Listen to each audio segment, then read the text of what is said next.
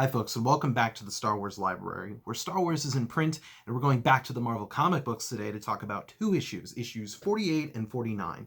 Now, 48 is called The Third Law, and it can be found in our trade paperback here, Resurrection of Evil. In fact, it's actually the cover.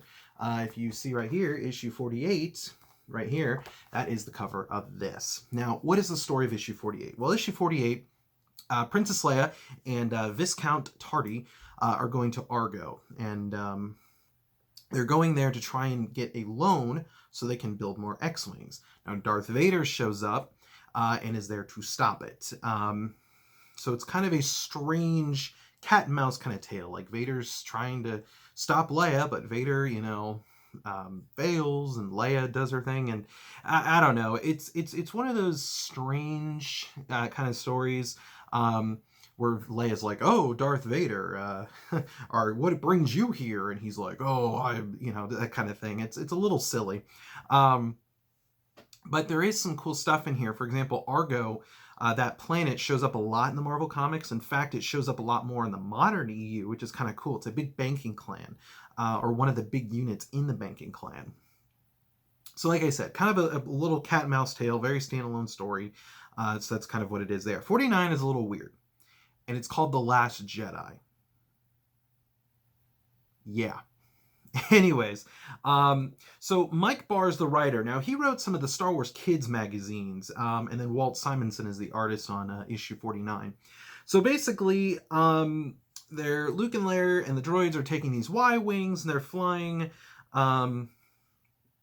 doing their thing, and then they get a distress signal from Prince Denend from Velmore, and he's crashed on this planet, and he's trying to get away from the Empire. And so he's trying to get back to Velmore to stop his brother from becoming king. His brother, I guess, betrayed him and stuff like that.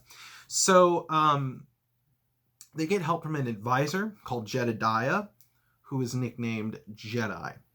That is why it's called The Last Jedi. That's the only reason, because his name is Jedediah, and therefore his nickname is Jedi or something. Like, it's so weird and a little dumb and a little silly. It's kind of lame.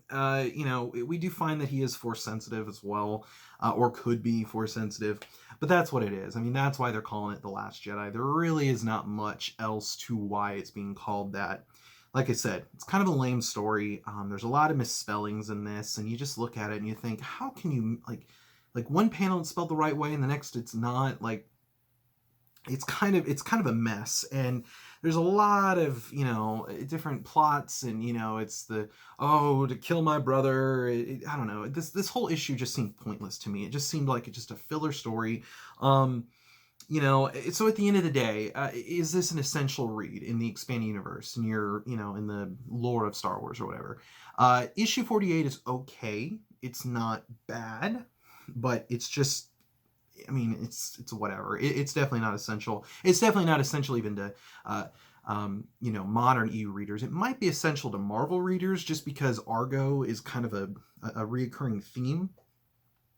49 is bait and switch. It is nothing that you need to worry about, whether you're a Marvel reader or a modern reader.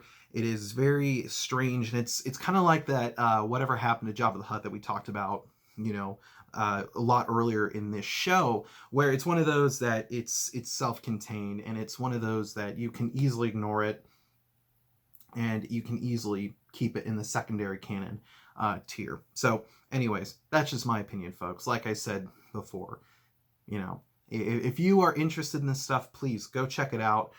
Don't take my word for it. That's just my opinion. So anyways, thank you so much for watching, folks, and we will see you next time with another episode of the Star Wars Library. Take care.